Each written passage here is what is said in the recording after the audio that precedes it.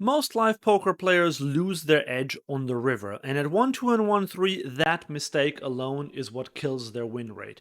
There's one specific river secret, though, that changed everything for me and my students, and after years of coaching, I've seen it double win rates again and again.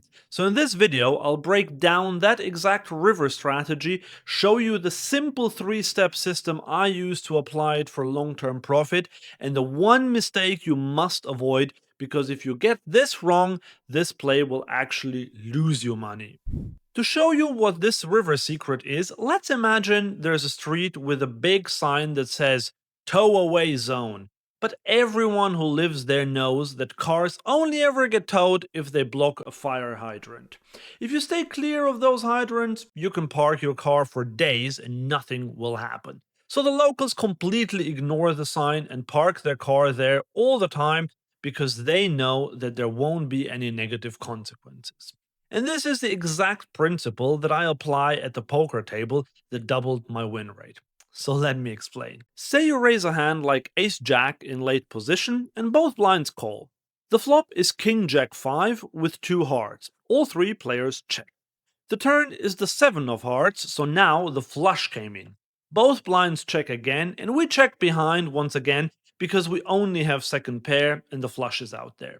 The river is now on offsuit 4 and both our opponents check for a third time. You still have second pair, so how do you feel about your hand?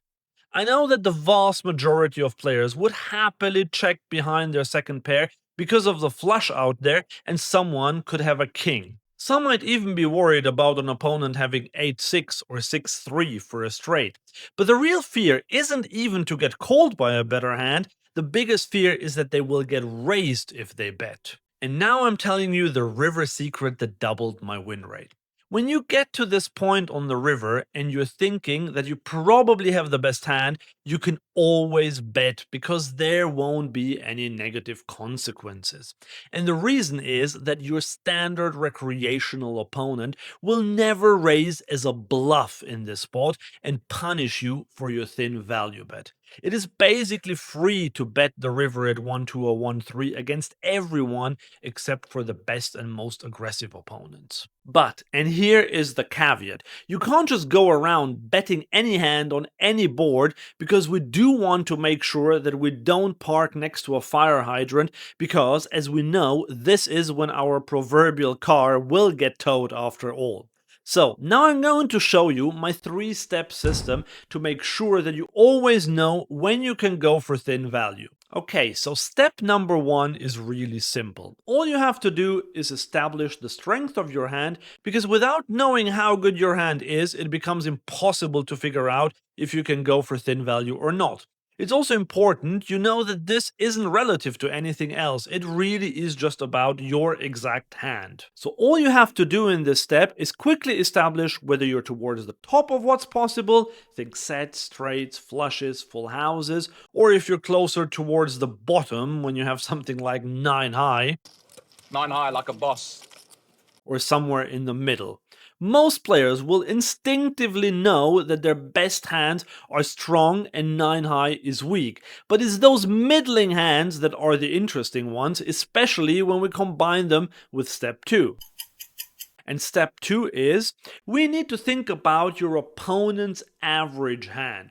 Average hand simply means that out of all the hands he could have, we're looking at the average one in terms of strength. So if he could have slow played, sets and 2 pair, but also hands like weak pairs or busted draws, then his average hand will be something like a weak top pair or second pair. Establishing this is key if you want to double your win rate, but unfortunately the vast majority of players will fail at this step. The reason is a lack of hand reading skills, but worry not, I'm now going to show you a simple way to have a quick guess while you're at the table, even if your hand reading skills aren't quite there yet. There are 3 main things that influence an opponent's average hand: how the betting has gone so far, how much money he has put in, and also the river card.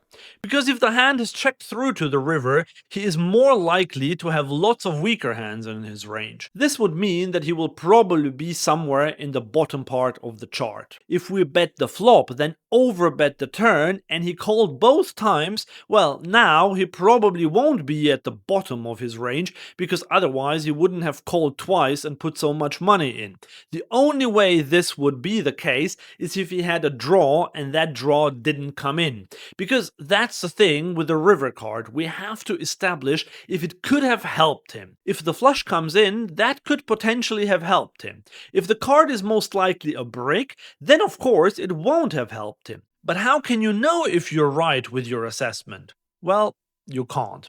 You'll never get this step perfect, and sometimes players show up with hands you would never expect them to have because they just limp behind with pocket kings, or they called a big 3-bet with 9-4 offsuit. But that's okay, we're talking about the opponent's average hand here and not some outlier hands.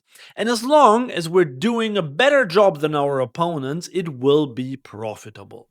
So once we've established what his average hand is, let me show you step 3 where we'll decide if we want to bet or not. We now know how strong our hand is, and we know how strong our opponent's average hand is. All we have to do at this stage is to compare the two. If our hand is significantly better than theirs, we can definitely go for value. If our hand is slightly better, then we can still consider betting for value. And note that this means that sometimes they will call us with a better hand, because even if his average hand is worse than ours, he could have a better actual hand. But that's totally okay and should absolutely not stop you from betting. The only time we will not consider betting for value is if our hand is weaker than our opponent's average hand, or pretty much the same. But as long as your hand is ahead of his average hand, you must bet for value if you want to increase your win rate. But what size should we use? Well, this is a very important question, because you need to avoid the one big mistake a lot of players make in this situation. Imagine you decide that your weak second pair on the river is better than your opponent's average hand, so you make a full-sized pot bet. Your opponent will now probably fold every single hand that you beat, hands like third pair, fourth pair, ace high, etc. But he will call with every hand that beats you, like top pair or slow played monsters. By betting so big, you made what's called a polarization mistake. You bet really big with a medium strength hand that only gets called by better hands and folds out all weaker hands. So how do you avoid that? By betting small. Whenever you go for thin value, bet half pot or even a bit smaller. This gives you the chance to get called by weaker hands. And that's exactly what doubles your win rate over time. But this is only one way to exploit recreational players. I've put together an entire cheat sheet on how to exploit every player type you'll encounter at the tables. Click the link below to grab it for free, or scan this QR code. But exploiting players will only get you so far if you don't have a sound fundamental strategy. In this video, I'll walk you through my whole strategy from pre-flop to the river.